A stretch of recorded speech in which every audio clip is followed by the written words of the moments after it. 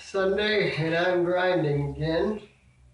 I'm flattening a surface that I hit with my Makita. I actually got a machine tool, yay, to speed things along. This is a kiln cast piece, and I'm not done forming it. You can see some kind of jaggedness on the bottom there. I'm actually gonna shape the bottom of this so that is looks more artistic and less jagged, like I said. Um, in any event, this I don't know if the camera allows you to see. It's pretty smooth now. When I came out of the kiln and while it was sitting here for a year or so on my shelf, waiting for me to get a studio, or my old shelf anyway, before I moved into here. This is very rough. Again, I didn't know going into it when I made the pieces out of clay. I didn't realize just how much cold working, because I just didn't know yet. I hadn't had any training in that regard.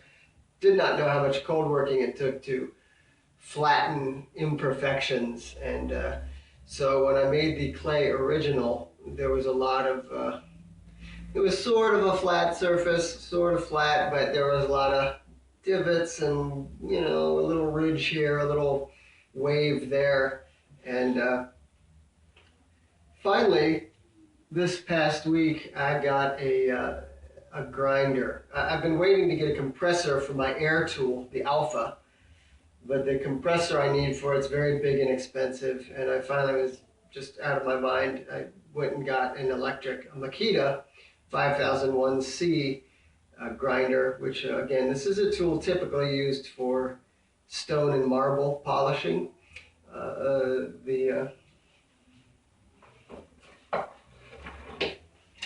it right here. This tool, it's an angle grinder, pretty typical. I should have got one when I started the studio. I could have got started with all this right away. All the heads that you would use on marble and stone work on big pieces of glass like this. And so, with a 50 grit head, which is really coarse, I just in a real brutal piece of grinding took and flattened, for the most part, flattened everything out, but not perfectly, because that tool is so aggressive that just just your little human variation, just a little different angle leaves a wave in the glass. And so what I'm doing today is flattening those out with a 60 grit hand pad. That's the coarsest I have. It's pretty close.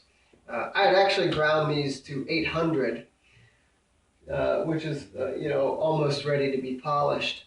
I ground it to 800. It was pretty smooth, but a little still milky.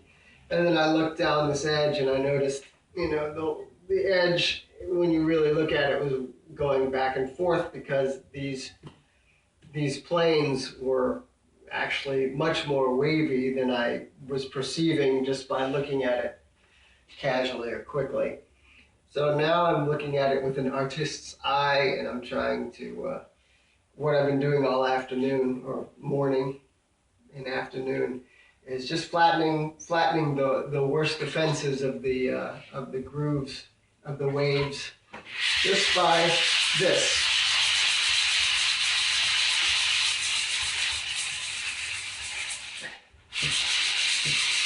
So this is what I've been doing for a few hours before I turned on the video. And I'm just trying to straighten that line. Not, might have done too much. Not perfect. As I say, I might have done too much. Not trying to make it perfect. Perfection to me is not important. I know a lot of cold working artists are going for exactly that. Like perfection is the thing they're pursuing in terms of how straight the lines are and the geometry and the polish, and like not having any bubbles in the glass. They buy crystal, bulk pieces of crystal. These are kiln formed, which means I broke billets of glass into a mold that I made. This is going to be a blank. I'm going to make blocks of eventually out of that mold.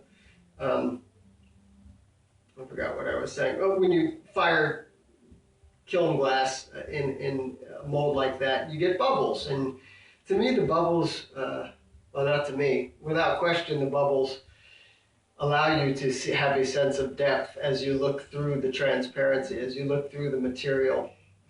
And so to me, the bubbles are actually more interesting as a tool of expression. And what I'm trying to express here, typically with my pieces, which some friends have said, oh, it's very architectural. Yeah, my pieces are architectural. They try to capture space and form, but that's the literally what they're doing, and then there's the figurative and there's the abstract. And what I'm really going after is the shape and color and other characteristics of our emotional life. And for example, this piece assumes a mid-level, sort of a high-up point of view. So the horizon line, imagine being about 20 stories up in a city, and you can look down on many rooftops, but there are still towers that are soaring above you. And that's what I've tried to capture. And because I still am a big fan of cities and towers, it's basically trying to capture this sense of ambition, right? Or aspiration. I'm 43. When I was a younger man, I really, really, really loved cities and high towers, and the fact that they are an obvious metaphor for our ambition. And I know that in today's narrative-driven art world, human ambition is sometimes not. It's not a worthy thing to express. Not as though it's all. Ambition shouldn't be expressed as an entirely positive thing. Anyway, that's a segue. Having said that,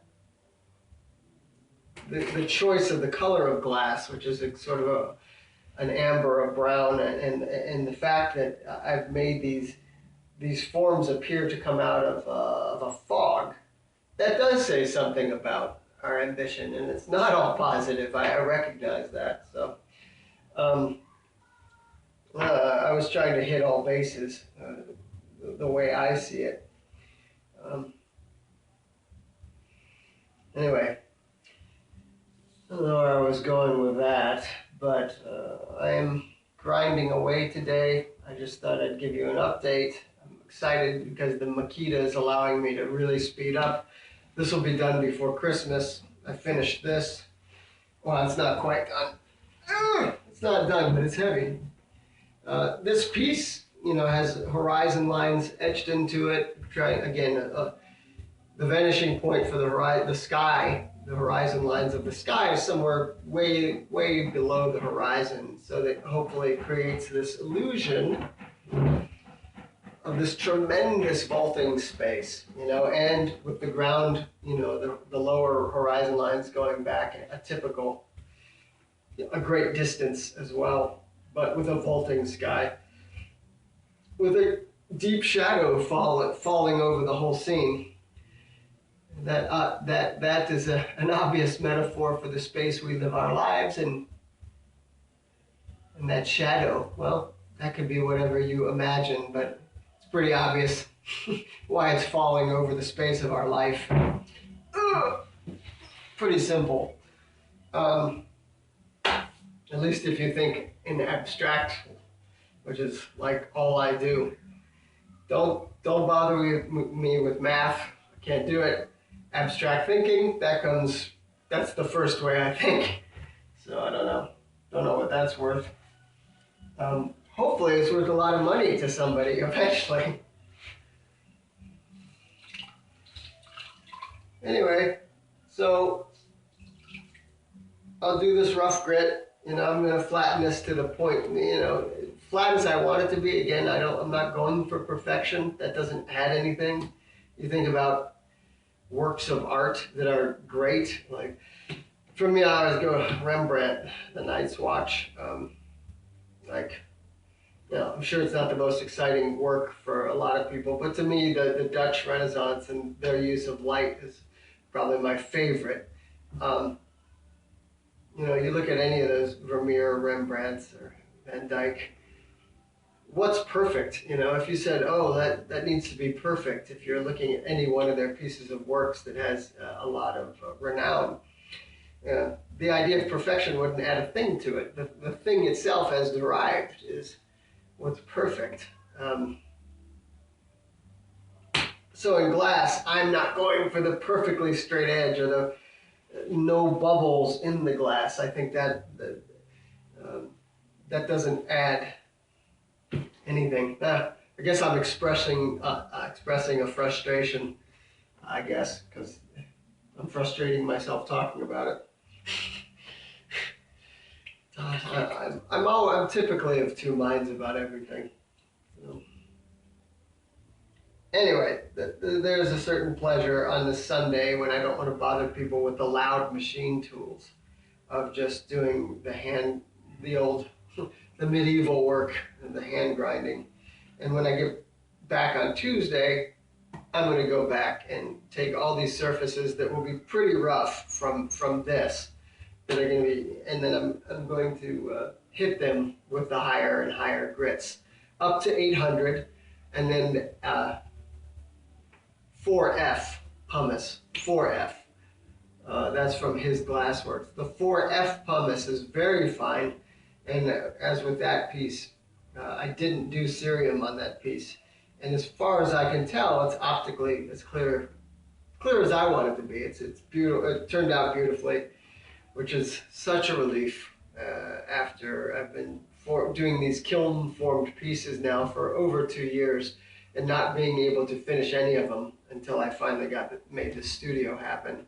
Get out of here, fly. You're not a part of my happy studio. I guess you are, though. So it's really nice to just be able to finish something after all these years. It's really meaningful. And anyway, hi, Mom and Dad. I don't know if you're watching. You'll probably be the only two that do watch this. But that's what's going on. I'm just grinding again. I'll do the forming, the rough forming. I did some with the Makita the other day. Now I'm just fine-tuning surfaces with a hand pad. I'll have to go back over this again with the higher grit Makita and then pumice. And this will all be clear. It'll create that depth of illusion, that illusion of depth. And these forms of ambition rising up will hopefully pop out into the glass. And that'll be the finished work on this. So anyway, I'm gonna grind. If you want to be bored, I invite you to stay. I'll keep grinding for a while in case something else, in the unlikely event that something brilliant pops into my head that I think needs to be said. Anyway, have a good day. Enjoy.